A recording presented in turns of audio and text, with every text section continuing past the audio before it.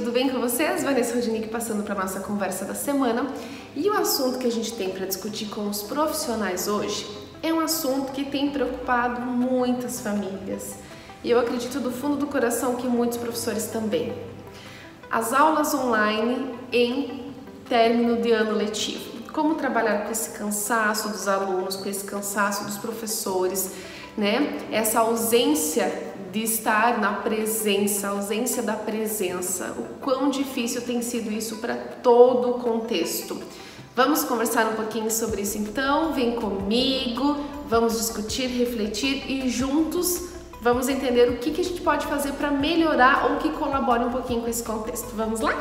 Gente, todos nós sabemos que a pandemia causou em todos nós muitas dúvidas, um cenário totalmente vulnerável, onde nós perdemos o chão, nós não sabíamos para onde seguir. Então as nossas direções foram mudadas, né?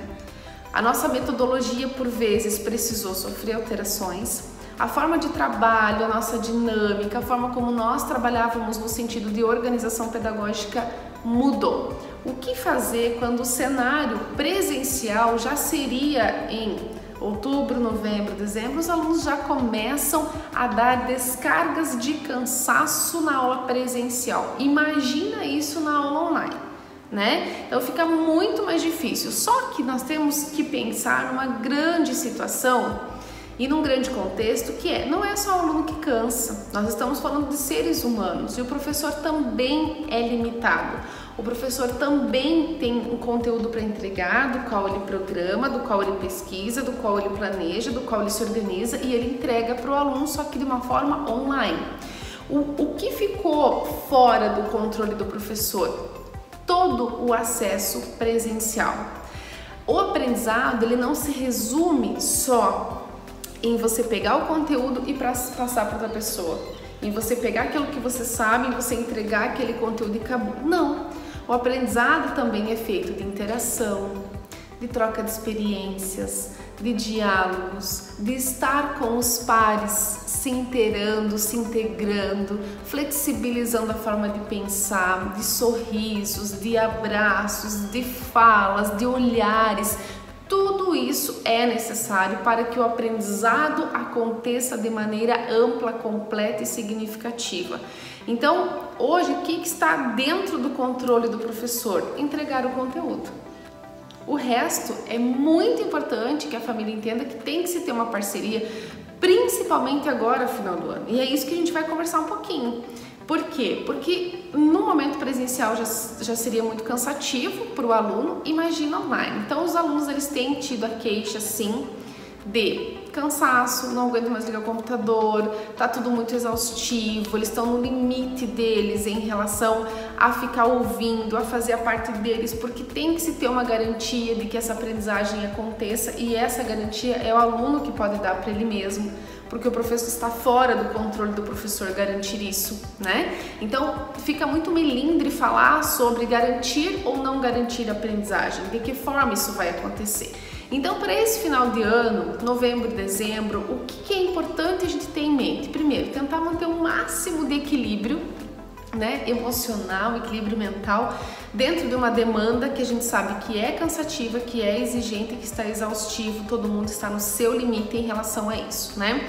Quanto mais você conseguir gamificar este conteúdo, quanto mais você conseguir fazer entrega desse conteúdo de maneira dinâmica, trazendo um movimento para a aula, tornando esse dinamismo da aula vivo para o aluno, mais certo ele vai dar. Tá? Ai, que difícil, porque eu só sei trabalhar com aula expositiva. A aula expositiva é necessária, ela é importante, mas esta época do ano ela não tem mais tanto efeito, ela não causa mais tanta produção no aluno. Porque pensa uma criança de terceiro, quarto, quinto, até ensino médio, ligar a câmera e ficar ali esperando e o professor falando, explicando, e enfim, fica muito difícil. né? Fica muito complicado para prender a atenção, até porque o nosso cérebro ele não dá conta de todo o foco atencional na porcentagem que ele deveria dentro de um período em que os estímulos externos estão acontecendo com mais facilidade, que é estar em casa, com o cachorro latindo, com a porta abrindo, com o telefone tocando, com o celular do lado, com a mãe batendo panela. Então, são todos estímulos externos. Então, quanto menos aula expositiva e mais aula dinamizada, nesta época, melhor, tá? Essa dica tem sido fundamental, tanto que os alunos, eles comentam de uma forma muito eficaz e muito seguros. Eu gosto da aula de tal, daquele, por quê? Porque eu tenho que procurar não sei o quê, porque a professora pede pra gente explicar. Teve olha só que bacana, teve uma professora esses dias que oportunizou os alunos para eles editarem a aula dela. Então eles adoram fazer isso. Eles editaram a aula, colocaram efeitos, tudo dentro de um combinado, dentro do acordo. Ficou muito legal. Primeiro, evitou o trabalho para ela, e segundo, eles se sentiram úteis ao editar. Ficou muito legal. Teve uma outra situação que eu observei, que eu até assisti a aula porque eu achei muito bacana, em que a professora trabalha muito com musicalização na aula, trabalha com a música. Então ela dá a música para os alunos, vamos criar uma música para esse conteúdo, vamos fazer uma paródia, Então assim, gente, vamos fazer um movimento pela casa, a gente está estudando alguma coisa que a criança possa ou o adolescente possa se desprender da câmera e fazer o movimento de ir buscar o objeto, de fazer ele vivenciar esse laboratório da aprendizagem dentro da casa também, mas não se desconectando da professora, o que é muito importante também. Propor movimentos, seja para a criança ou para o adolescente, é fundamental, porque eles são movimentos, né? Claro, estamos falando de um período muito difícil, em que os adolescentes hoje, eles se encontram em sua maioria das vezes estáticos, eles não querem nem sair de casa mais, porque eles já entraram tanto nessa conduta de ficar em casa, não poder, que tem adolescente que não quer sair, que mesmo que possa sair, que tenha oportunidade, não querem sair. Isso é preocupante, mas isso é um assunto para um outro vídeo também, tá? Mas fiquem de olho nessas situações que é preocupante, sim. O momento com o aluno precisa acontecer.